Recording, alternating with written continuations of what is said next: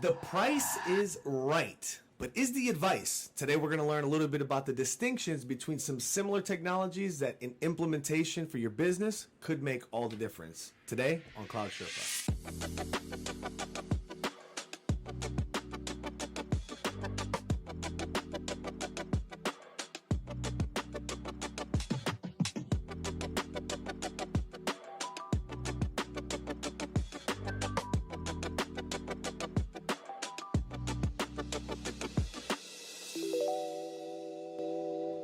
Were you going to mention our meme of the week? Yeah, well, I'm talking. That's just the intro for the show, brother. Welcome today to today's episode. We have a little bit of housekeeping to kind of lay the premise because I'll tell you what, man, we have a nostalgia together that we share in The Price is Right. Great show, right? But one of the things that we recognize too when it comes to people, only the Bob Barker ones. Yeah, I mean, look, I love Drew Carey, bro, but I loved him on Whose Line, right? Whose Line It Is Anyway was a banger. Of a show. But in life, a lot of times there's a lot of advice given, but not all of it is right for where we're at. So even if it sounds right, if I'm not really ready to receive that or in a position to try to act on it, I mean, brother, one of the ways that we met had to deal with me also putting the carriage before the horse. It wasn't that the carriage was wrong. It's just wrongly placed. Kind of important. And so today we're going to talk a bit about how the advice needs to be right. And I wanted to also show a little bit of the memes. I'm a bit of a meme lord, guys, that has gotten me in trouble because, man, they're really close to being right, but not quite, right? Oh, and speaking of things that aren't quite right, stick around for our What the AI segment because, dude, if you want to save yourself $200 to $500 a month, you're going to want to see this. We're going to blow up an AI tool that you probably don't need. Yeah, probably not. Let's run those memes. That man's an imposter. That man is the imposter. Read it. Read it. Read. Corporate needs you to find the differences between this picture and this picture. They're the same picture. Those are pretty good for this week. What do you think? Those are good, but the last one, dude, not quite. Yeah. And we're going to talk a little bit about the difference of VDI, virtual desktop infrastructure, and desktop as a service, right? Because some people get them confused. Yeah. So can't quite say that they're the same. Yeah, that's true. And the more, it's funny because the more you do just dig a little bit, you'll see how they are different. I did the same honest mistake when it came to when I first started learning about these things with like disaster recovery and cloud backup, right? So and it can be this, it can feel the same to the end user. That's true. Right. It's just the experience can be the same, but not necessarily deployment, maintenance, cost, all that good stuff. Yeah. So let's get right into it right now. Yep. So again, we're talking about the difference between VDI and DaaS. Right. VDI being virtual desktop infrastructure. Mm-hmm. So I'm virtualizing my desktop infrastructure and then pushing down my resources, my programs, my applications, and all of my data into, say, a thin client or a zero client, meaning no more computers on the desktop, right? Can be a fine setup, but VDI, virtual desktop, typically is an in-house solution. That means I'm going to deploy it from either my data center, which could be in-house, or maybe my data center's, down the road a few miles and I've got a 10 gig connection to it, right? But I am responsible for that server.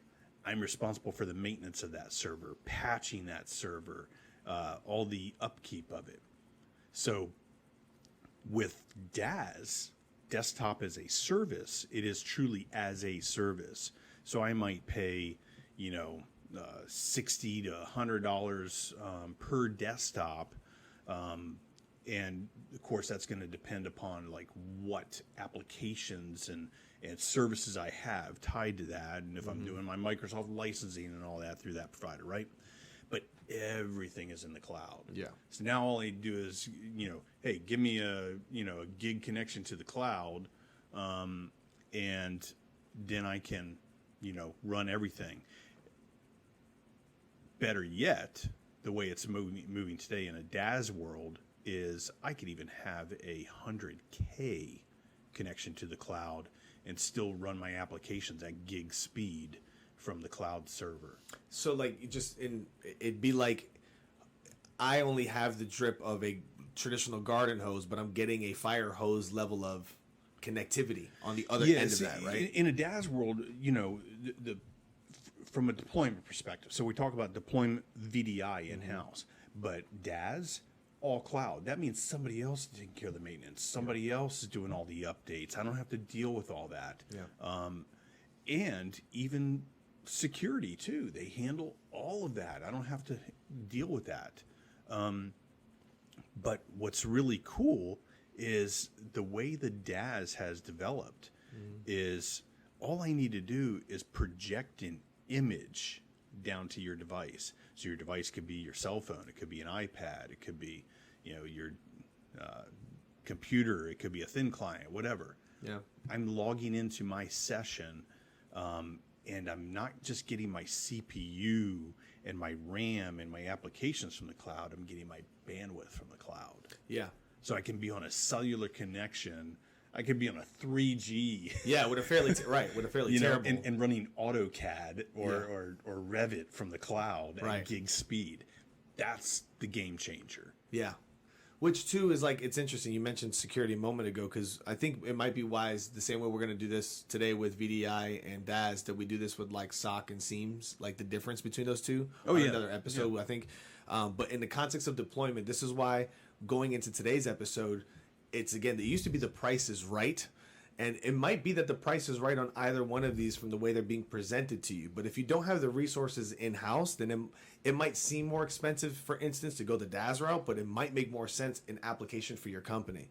So that's why today we're looking at why the advice needs to be right, not just the price. Yeah. So, I mean, when we're evaluating these type of solutions, one of the first things we want to look at is what resources do you have? Yeah. Because if we're going to do a VDI solution for your company, right? Do you have an in-house guy that's going to do all the updates for you? Or maybe a guy that can actually be, you know, a day or two a week down at the data center, you know, handling patchwork and all that stuff for you and updates. That could be a lot, because now you've got somebody you're paying probably 70, 80 grand a year for minimum, right?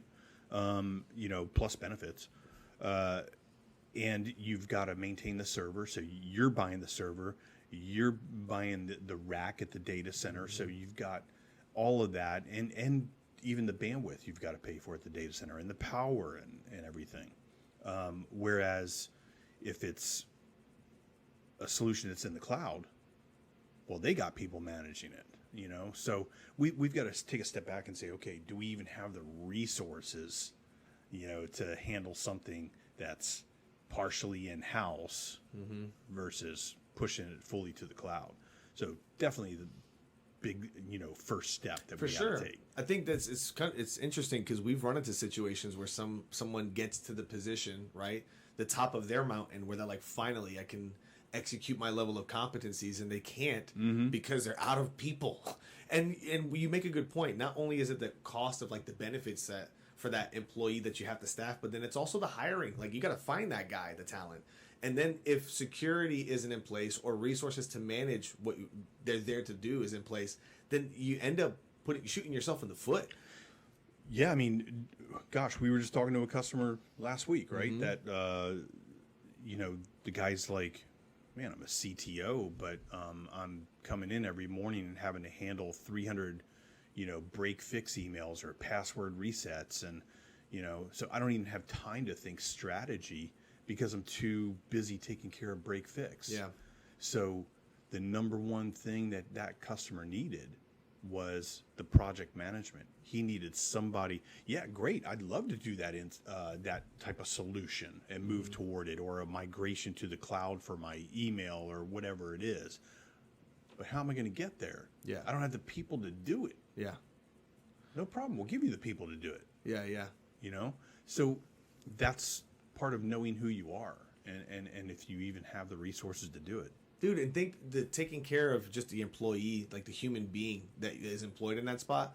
Like, if you have that much break fix to do in your day-to-day life as it is, and it's already consuming you, how do you take a vacation and not think about these things? Like, you can try to turn off the emails, but you're only quadrupling the amount of work that you have when you get back. Yep. And so then there's this like weird conflict of ethical interest, especially since work from home has blurred the lines of when do I turn off, even with scheduled vacation time. And like, I can only imagine the difficulty. Well, this is the beauty of the cloud too, right? Because not only am I maybe possibly reducing cost, but it makes it a lot easier to plug the next employee into that. Yeah. Right? What if my CTO has a heart attack? Yeah, I overworked the guy, and good grief, now I got to go and hire a new CTO, and now he's got to come in and learn maybe all this homegrown, CRMs and, applications that this guy's built.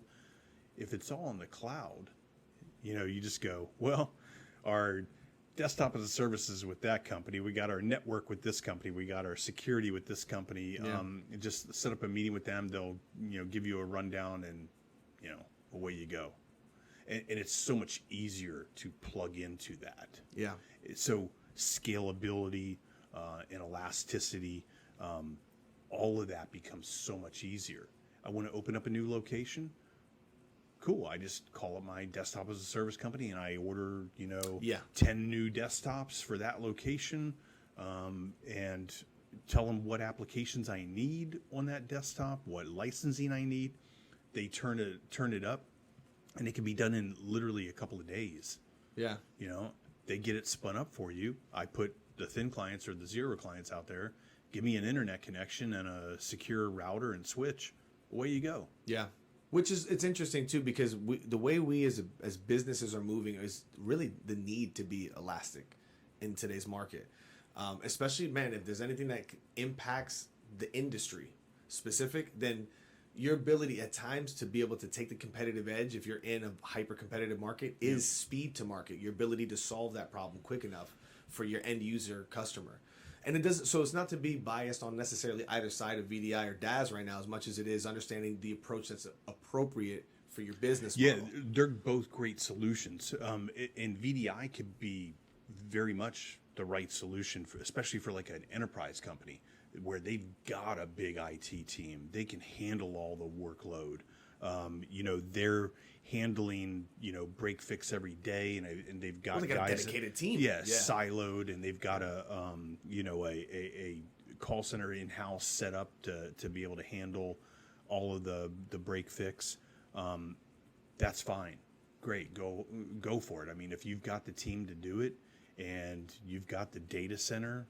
I know enterprise companies in town here that have built their own data centers out instead of, using a data center that's elsewhere. The challenge in that is, most of the data centers we work with are on multiple power grids and, have backup generators or at least a 2N, meaning I've got a backup to my backup. Okay. So I can either take that data and I can put it across geographically redundant locations, or I can make sure that I've got at least not just a battery backup, but a second battery backup. And then I got a generator, but I also get a second generator. I've got multiple carriers coming into that facility. So if one carrier goes down, I can jump my data over to another carrier.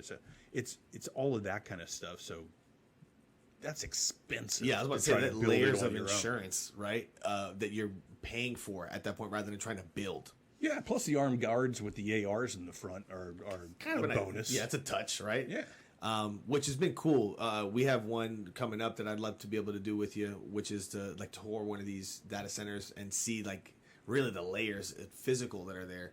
But before we get lost in that, I want to talk a little bit about even the cost structure with these two different solutions. Because like you mentioned, if an enterprise client maybe that makes the most sense because they have these siloed guys. But then how do they approach that cost structure versus a different business that doesn't have that resource on hand? Well, some businesses, depending on how they're set up, they may their accounting may be better suited toward amortizing something over 5 years. So in other words, they're going to want to buy their hardware. So they go, look, I'd rather buy it, amortize it over 5 years, I depreciate it off, but then I keep it for 10 years. So I've got 5 years of free hardware, basically, right? When you're doing the cost models between the desktop as a service and VDI or anything in-house versus cloud or partially in-house, whenever you're dealing with those two types of things, you've got to look at how does your accounting work, because you might be better off just doing a monthly stipend, or you might be better with the amortization model. It depends on how you run your business and how you do your accounting. And that also kind of makes sense too with, being cognizant of, even if it's funny, a lot of the business owners we talk to, or the decision makers, the councils, will talk about how but we're different. And it's like, look, there is a level of that's very true, right? Like if I'm in the same industry serving a very similar demographic to one of my competitors, I'm still different. That's the reason I'm in the market and we're taking advantage. But that doesn't mean you need to take the same approach as maybe one of your direct competitors when it comes to how you serve that end user and how you would consider the technology that you're going to implement in your company. So that all impacts how I hire, who I hire, including the vendors that I'm hiring to help execute, not just the people. So that's a really good point, because it's not always just about the solution itself. A lot of it's going to come down to the vendor, right? So how financially stable is that vendor? What kind of support model do they have in the back end to handle, my trouble tickets?